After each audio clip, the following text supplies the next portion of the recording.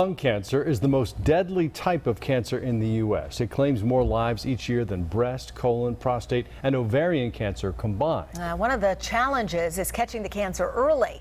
Two University of Central Florida researchers are using artificial intelligence to try to spot tumors that might get missed. The Fox Medical Team's Beth Galvin is here now with more. And Sine and Russ, just in the last few years, the screening technology has improved so much. But UCF researchers are hoping that they can use artificial intelligence to help radiologists see those cancers that they can sometimes overlook.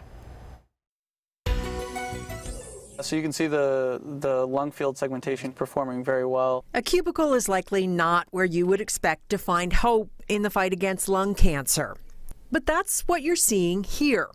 This is the #1 cancer-related death. University of Central Florida researchers Dr. Ulas Bacha and Rodney Lalone say they have a way to make a serious dent in the number of lung tumors that are not caught. We try to identify what is normal, what is abnormal. And the way they do it is fascinating.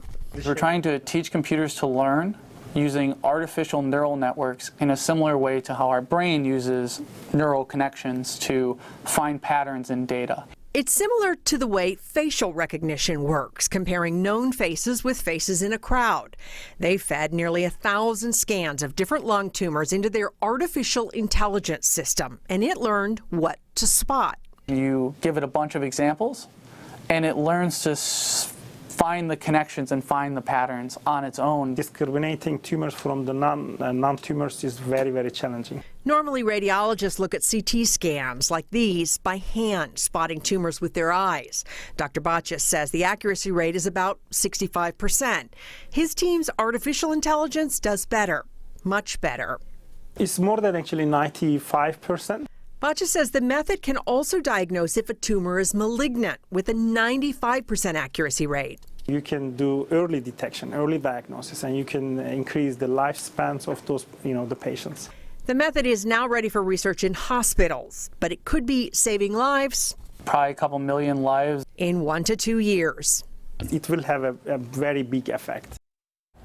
And right now, people who are between the ages of 55 and 80 who have a history of smoking are encouraged to get a low-dose CT scan to look for lung cancer. But about 20% of the people who develop lung cancer have never smoked or used any type of tobacco. So researchers at Rush University Medical Center are working on a blood test that might be able to be used to spot some early signs of lung cancer. And it's really a challenge, Sine and Russ, because often by the time somebody becomes symptomatic, they develop a cough or start losing weight, the lung cancer is already advanced, and it's much harder to treat and harder to beat. That's why it's so deadly. Yeah, the early detection is key. Yeah. Yeah, and the difference between 65% when they're looking at it with the naked eye and 95%, that's stunning. Yeah, so it would be potentially really life-changing if this technology actually makes it, onto the market. All right, Beth, thank you so much.